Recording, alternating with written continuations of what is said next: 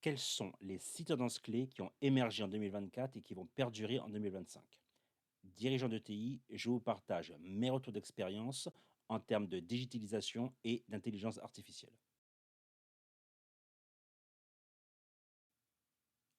On commence par le volet sécurité. Sécurité, on a toujours des craintes de personnes qui pensent que leurs données vont se retrouver n'importe où sur Internet. C'est pas faux. Cela dit, deux réponses qui pour moi ne sont pas les bonnes. La première, c'est on ne fait rien, on n'utilise pas du tout les IA et on attend. Pour moi, c'est une très mauvaise idée parce que vous sous-estimez la courbe d'apprentissage de l'intelligence artificielle. C'est pas que c'est compliqué, c'est que c'est un coup à prendre, il faut l'adosser sur des compétences métiers. Et donc, le plus vous allez tarder, le moins vous allez vous rendre compte du chemin qu'il y a à parcourir. Deuxième écueil, se dire qu'on va mettre un Mistral ou autre sur un PC, un serveur qu'on va faire tourner. Pareil, très compliqué en termes d'automatisation et autres, donc c'est 2 choses que je ne vous conseille pas du tout. D'autant plus qu'il y a des solutions. Regardons ChatGPT. Si on regarde ChatGPT, on a le DPA et donc la possibilité de créer des instances et là, vous voyez, on précise que les données ne seront pas vendues, seront pas utilisées et donc on va se retrouver avec nos données en Irlande. Donc le même niveau de sécurité qu'on a sur Google ou sur Office. OK, c'est pas 100 sûr, mais en tout cas, on a des solutions et donc si vous mettez pas les données secret défense, militaire, heu nucléaire, que sais-je, et que vous avez un minimum d'anonymisation, vous avez la possibilité de rentrer dans les outils et donc de gérer ce volet sécurité. Donc pour moi, ce volet sécurité, info problème, ou en tout cas facile à gérer.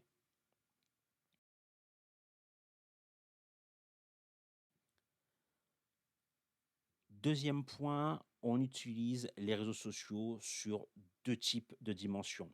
La dimension veille, on le voit là, YouTube, regardez, des automatisations qui viennent des États-Unis. Je fais beaucoup de veille, et donc c'est très intéressant de voir ce qui se fait. On a la même chose pour TikTok, on va avoir de la veille sur les meilleures IA. Donc ne vous privez pas d'utiliser les réseaux sociaux. Encore une fois, vous êtes dirigeant, de TI, donc vous allez me dire: «J'ai pas besoin d'avoir un volet technique appuyé». 100 d'accord. Il n'en reste pas moins que vous avez besoin de savoir ce qui se fait et à quel niveau de difficulté ça se fait. Et donc là, on va rentrer sur le volet IA vocal. IA vocal,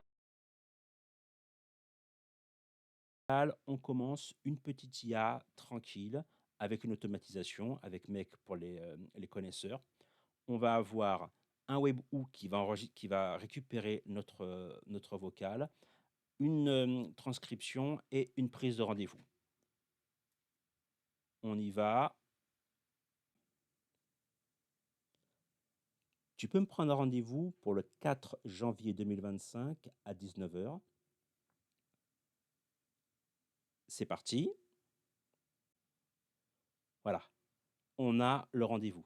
Donc, c'est quoi cette automatisation? C'est simple, récupère les informations, transcription et derrière, ça crée un rendez-vous. Vous voyez? Très simple. On a vu du simple, maintenant on va voir un cas métier. Premier cas, une IA vocale pour les ressources humaines.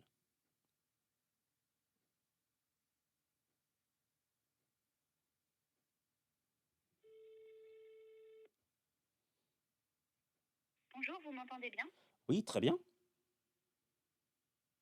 Super. Je suis Camille du service RH de... Merci beaucoup pour votre intérêt pour le poste de consultant Workday. Cet appel dure environ 10 minutes et se divise en deux parties. Nous allons parler de votre parcours et de vos compétences, puis je vous demanderai si vous êtes à l'aise pour un second entretien en anglais. Prêt à commencer? Oui, très bien.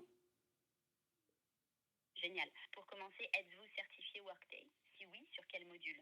Je connais pas très bien en fait, j'ai l'habitude de l'utiliser, mais en autodidacte.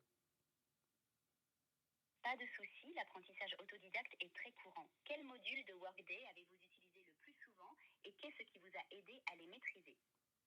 Donc vous avez compris, je suis absolument pas un spécialiste de Worded, en fait, je n'y connais rien du tout. Mais vous voyez que là, on est sur un script qui est fait et à l'issue de ça, l'IA va envoyer un résumé ou créer un rendez-vous tel qu'on l'a vu. On prend un autre exemple.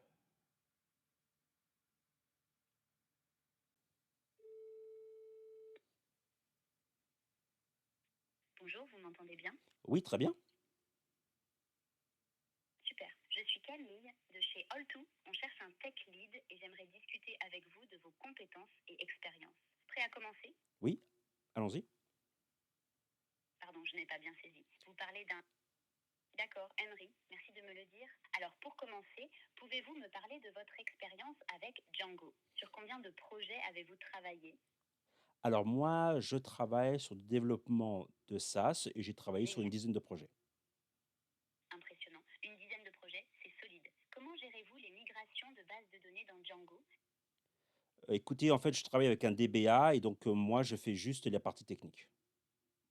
Je comprends, vous collaborez avec un DBA pour les migrations, c'est une bonne approche. Avez-vous déjà configuré ou optimisé une application Django en production?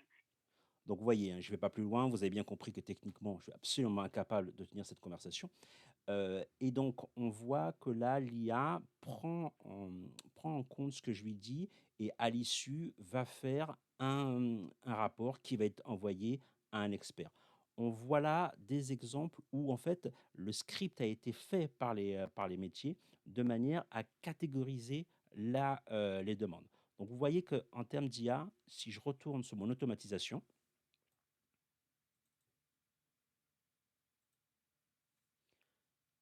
là, c'est évidemment, c'est pas celle-là, hein, mais ce sont des automatisations qui ne sont pas très, très complexes, qui utilisent aujourd'hui ChatGPT ou autres. Là, par contre, typiquement pour cette IA vocale, c'est une IA que mon partenaire a développée, en interne et vous voyez les temps de latence et le fait qu'elle prend bien en compte les éléments qu'on lui a donnés. Bien évidemment, il faudrait faire quelque chose de plus poussé, mais vous avez compris le principe, c'est ce que je veux vous montrer. Autre chose sur ce volet automatisation, hop, on a là, pour un courtier, une IA qui va gérer, ses boîtes mail. Donc là, on est sur le volet gestion. On reconnaît, ses boîtes mail. On va reconnaître, de l'OCR et aussi, tout ce qui est, beh, là aussi d'ailleurs, Pipedrive. Donc vous voyez qu'on a de l'OCR, du CRM et des emails pour lesquels on va, répondre aux clients, répondre aux compagnies et donc on voit les différentes, thématiques métiers. Voilà, donc ça, c'est des choses qui sont intéressantes à mettre en place et donc voilà ce qui a commencé à se mettre en place en 2024 et qui va pousser très, très fort en 2025. À ce propos, on va aussi sur de l'IA prédictive. Prédire les départs, affiner tout ce qui est, gestion, des ressources humaines. Donc on voit là que ce soit sur le volet RH ou que ce soit sur le volet centre d'appel, on arrive à faire de la qualité avec l'IA.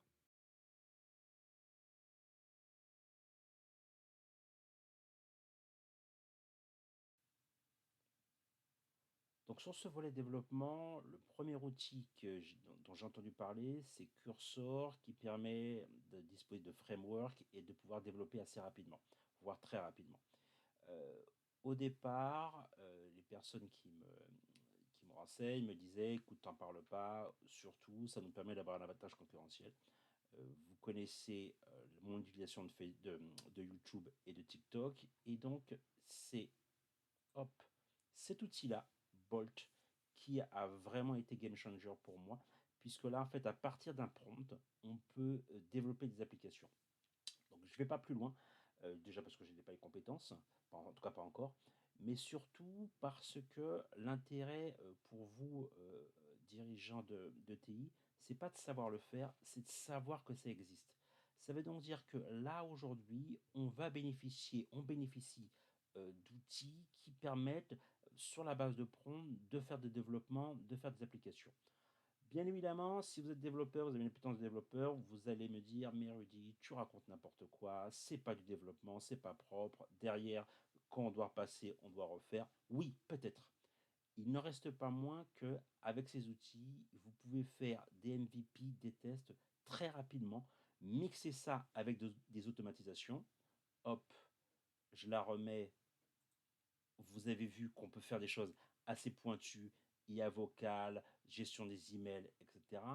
Et donc, dans notre thématique, ce que ça veut dire, c'est que ça va être très très simple de faire des tests et se dire, OK, cette IA, ce développement, ce bout de code, cette application, que sais-je, ça va permettre de tester le marché et je peux le faire très rapidement. On n'est plus sur des coûts de développement, Oracle, SAP, que sais-je. Donc ça, c'est un point extrêmement important et vous le verrez beaucoup en 2025.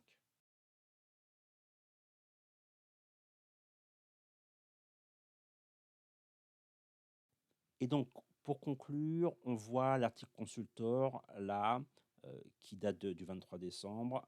Les cabinets de conseil se posent exactement les mêmes questions que vous. Et donc, on voit des cabinets autonomes, etc. Et là, on voit des solutions Neurose qui invitent à la prudence. C'est pour ça qu'en termes de sécurité, des bonnes pratiques, des abonnements à entre 20 et 40 euros, parce qu'on n'utilise pas qu'une seule IA, ça ira très très bien pour savoir, pour avancer pour ce que vous souhaitez. Donc au départ, pour commencer, allez-y à petits pas, n'essayez pas d'aller prendre des grosses solutions. Vous avez nos formations.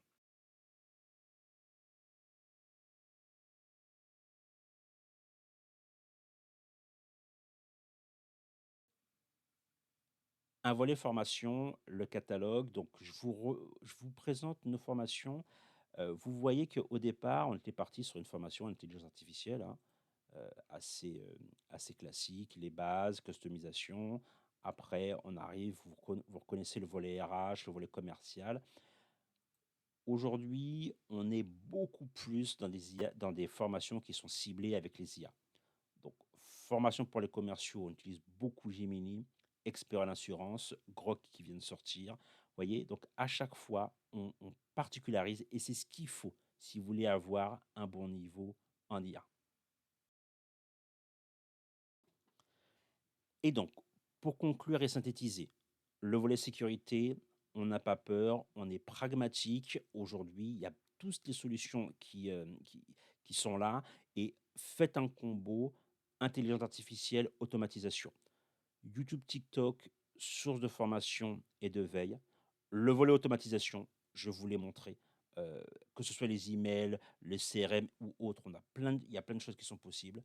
Le volet IA vocal, donc vous l'avez vu, c'est très puissant et ça va vraiment se généraliser. Et le volet développement que l'on regarde, parce que ça veut dire que vous pouvez faire des petits systèmes d'information dédiés pour pas cher du tout. Projection sur 2025, qu'est-ce qu'on va faire? Donc, on se retrouve pour le CES de Las Vegas avec mon partenaire, on vous donnera des infos. On va sortir une IA pour les formateurs, donc tout ce qui est Calliope, tout ce qui est ISO, puisque je vous ai beaucoup dit qu'il était facile de faire du développement, bah, on se l'applique. Un point que l'on va creuser, pour le coup, sur l'année 2025, je vous en parlerai, c'est comment cibler les marchés étrangers tout en restant en France.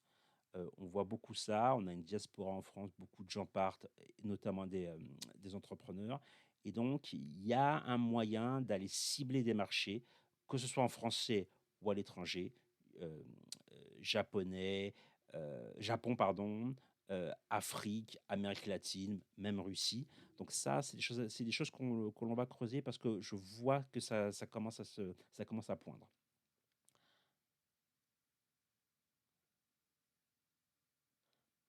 Évidemment, je dis ça parce que moi, je propose des produits digitaux, de la formation, de l'accompagnement, de l'automatisation, du conseil, et donc ça s'y prête bien. Il n'en reste pas moins que sur le volet robotique, on va avoir des robots couplés avec l'IA qui vont arriver pour des prix qui sont beaucoup moins chers que ce qu'on pouvait avoir avant. Et donc, même si moi, je ne suis pas un spécialiste, c'est des choses sur lesquelles je vous en parlerai parce que mon partenaire travaille dessus. Donc, ce volet robotique, on en parlera et dans le contexte de réindustrialisation, ça peut être quelque chose qui peut être très intéressant. Donc voilà.